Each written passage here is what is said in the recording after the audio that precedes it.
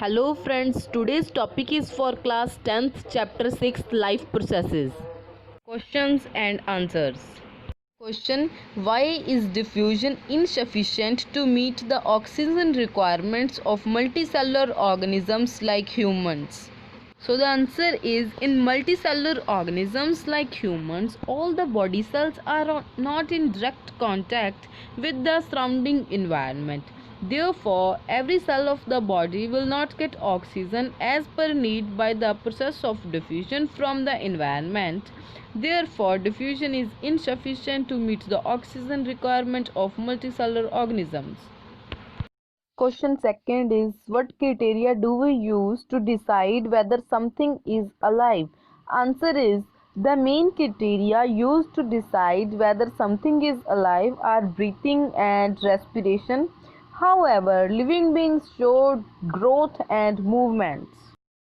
Question number third is, what are outside raw material used for by an organism? Answer is, any organism uses organic molecules as raw material.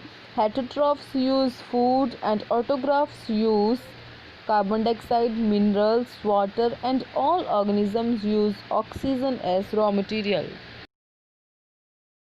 Question number fourth is, what processes would you consider essential for maintaining life?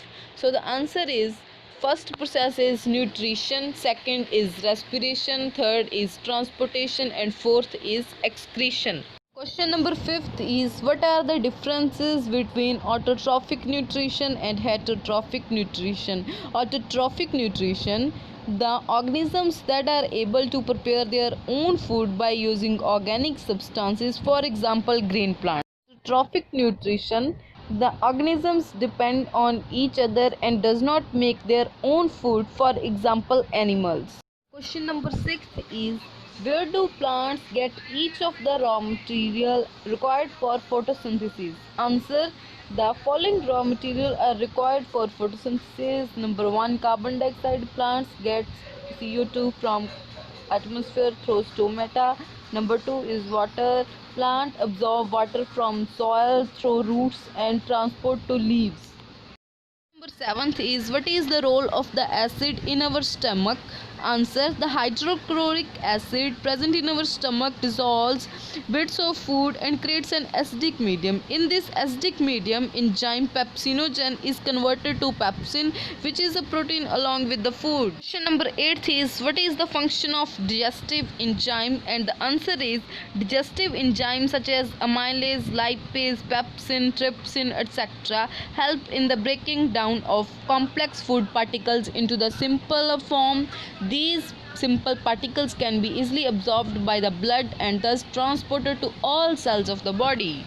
Question number 9 is, how is the small intestine designed to absorb digested food? And the answer is, small intestine has small projections called as microvilli, which increases the surface volume, which makes absorption more effective.